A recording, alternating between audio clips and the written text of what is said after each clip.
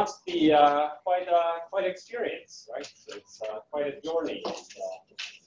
It's amazing that people actually travel to get educated. It's beautiful. It's something that Steven Pinker will be super happy about. He's a big proponent of education and enlightenment. And I hope that it's going to be worth it, right? I gave all for it, actually. I really dedicated a lot of my time to making these things meaningful. So let's see if it works.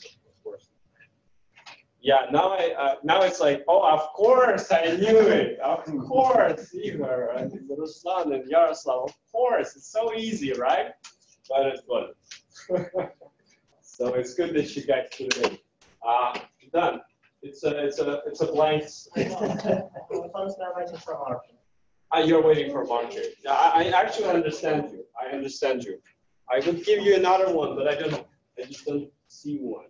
I usually in Tarka, like I have like 5, and then I give a choice to students, and they like to fight for like a red one or something.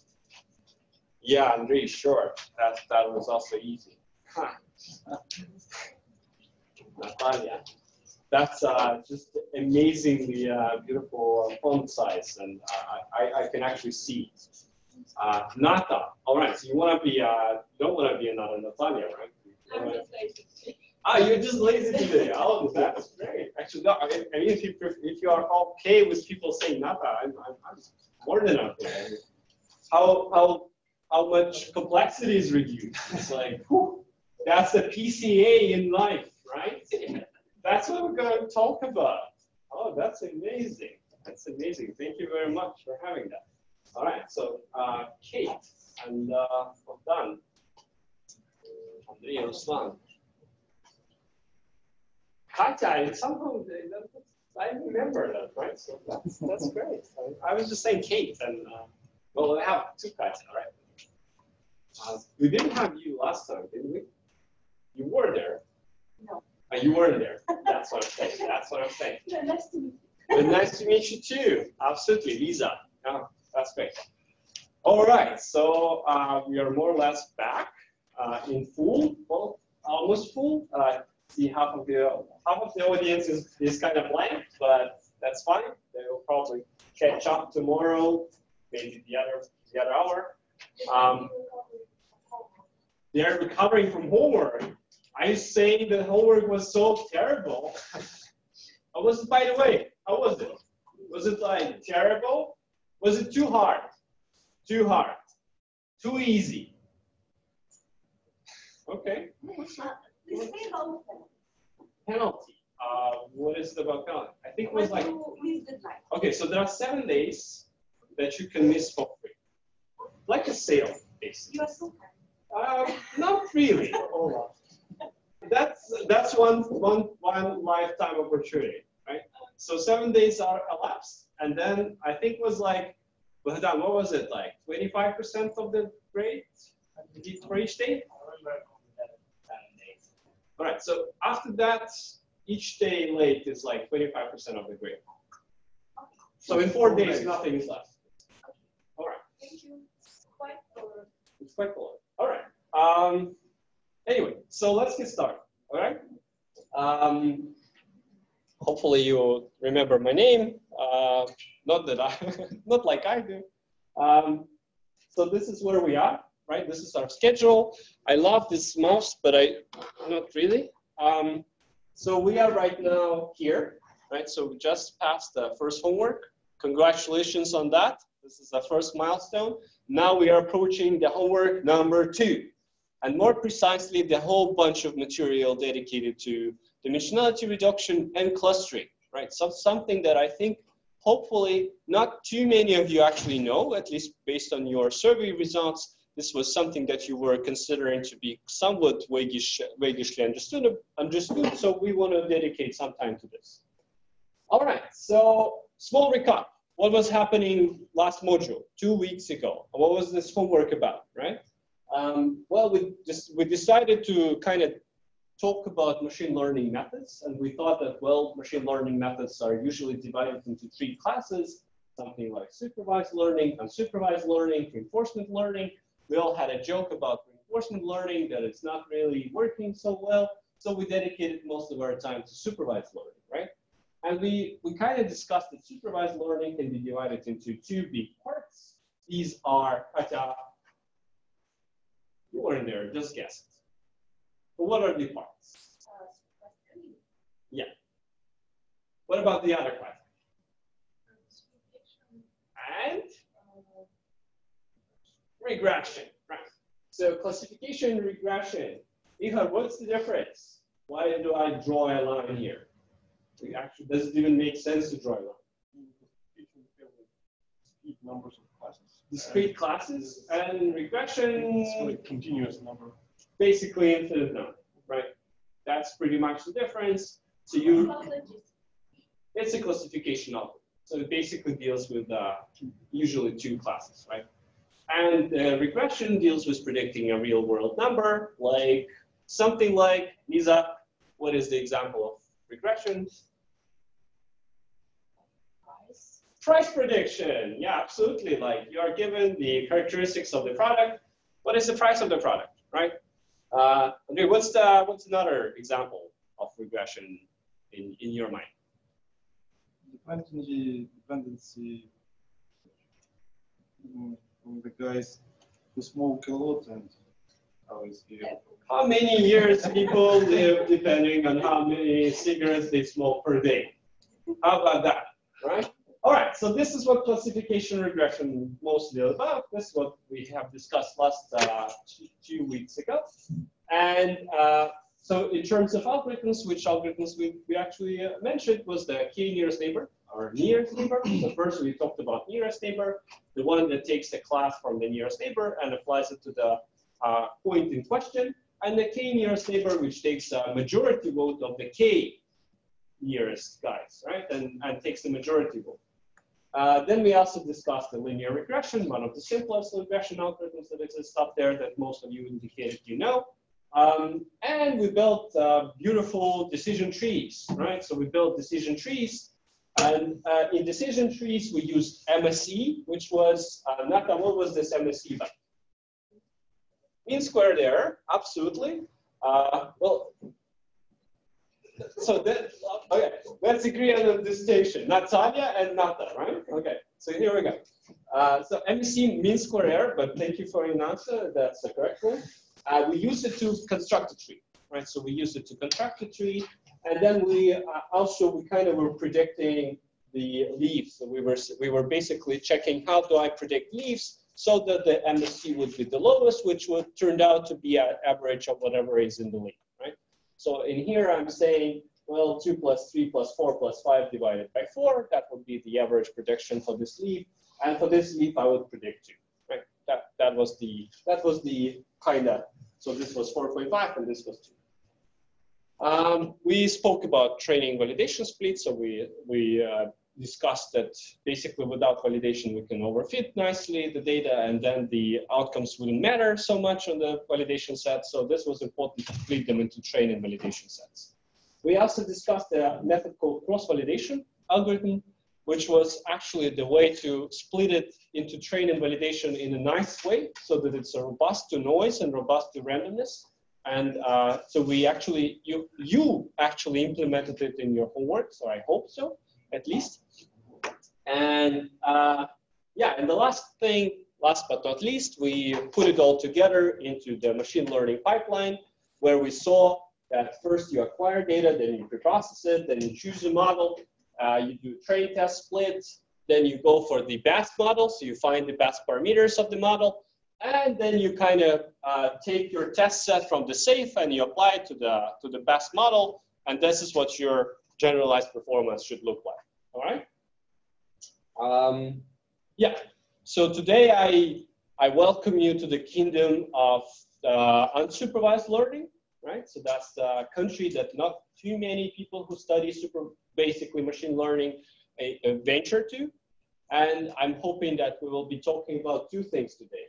One is called dimensionality reduction, and the other one is clustering. So I left clustering for tomorrow. Today, mostly dimensionality reduction, mostly PCA, my beloved algorithm, but there are two more, and we'll briefly mention them too, all right?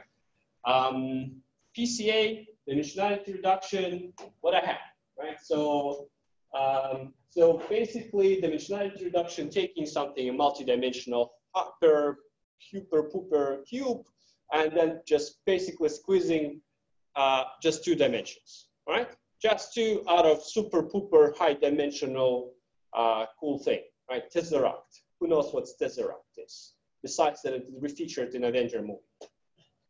You know that it featured in Avenger movie, right? There was Tesseract. What is Tesseract? Absolutely, yeah. It's a multi-dimensional cube. You can actually Google Tesseract, and besides the Avenger actor, you will get the ones that actually pop out of each other, and you will see the the 3-dimensional with 4th dimension with the time, right? So this is called Tesseract. So basically, taking Tesseracts and making them flat. That's what dimensionality reduction does. All right. But all right, so we kind of venture into this high-dimensional spaces. What are these high-dimensional spaces? What are the examples of high-dimensional spaces? Let's take a look.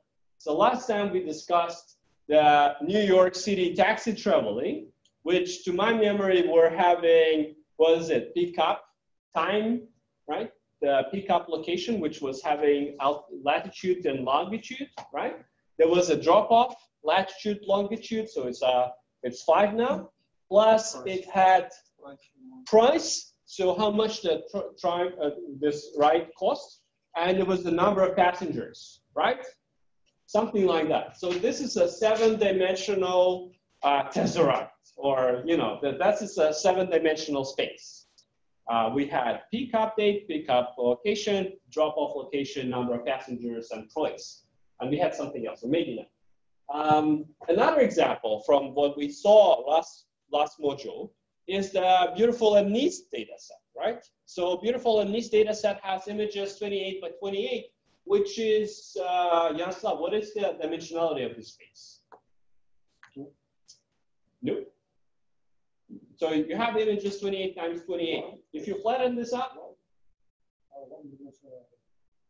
it's going to be 784, right? So if you multiply one by another, then the overall space dimensionality will be 784 dimensions. So if you just basically flat all the images, and there are, I don't know, 60,000 images or something like that, then you would have a matrix 60,000 times 784, right? So that will, yeah, 700 columns. You will have 784 columns if you flatten the row, because you want to have a column for each pixel. So you have basically number of pixels equals number of dimensions in that sense. Is that clear? Everybody? Right, 784 pixels. But just to clarify, yeah, 95% of these dimensions just raised because they're meaning concept. That's what we're going to talk about, and that we're going to look into. But my basic suggestion or claim is that there are 784 dimensions in that space. 784, and this is just a niche. What if we take images a bit more complicated, like ImageNet, beautiful cat from the ImageNet? It's 256 times 256 times 3 because it's colorful. ImageNet is not colorful; it's grayscale, so it has just one. It's a tensor with just one depth. In ImageNet, you have 3 planes because it has red, green, and blue components. If you sum them up, then overall it's going to be about 200,000 dimensions. 200,000 dimensions in ImageNet. About that, because ImageNet images are of different size, but most of the people scale them to 256 times 256. All right. Does anyone? Is there anybody who doesn't know what ImageNet is? Okay, so here we go. ImageNet is a competition and a name of the dataset. So they have the same names, the competition and the dataset. So the competition was, I think, founded in something like 2010. And for that, they collected a large data set online.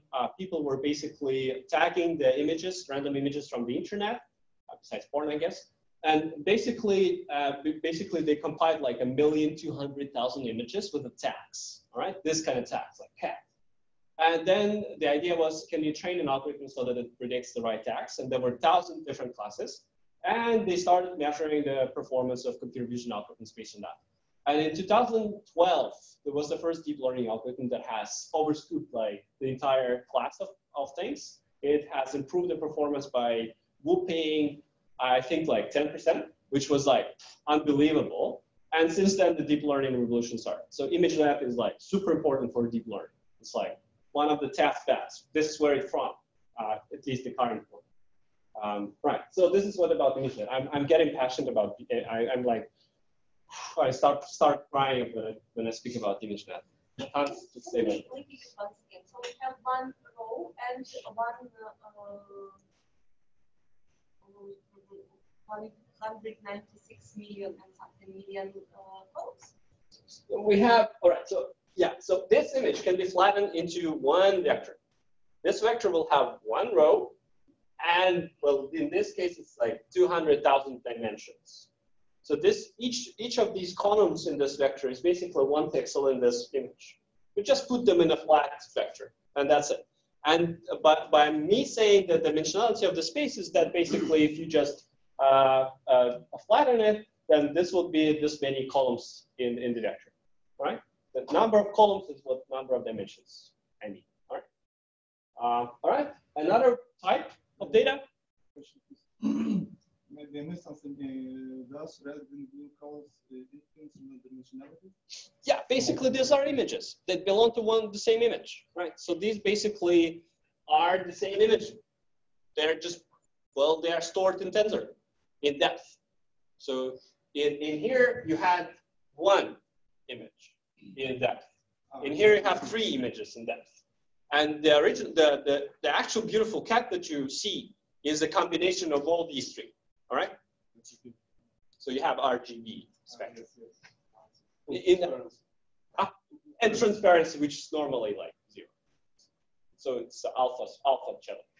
But yeah, absolutely. That's a start of the candy throwing. All right. There we go. Are you thinking? What are you thinking? If you're asking questions, you'll get a candy. There is no way out. All right, so LiDAR data. Beautiful LiDAR.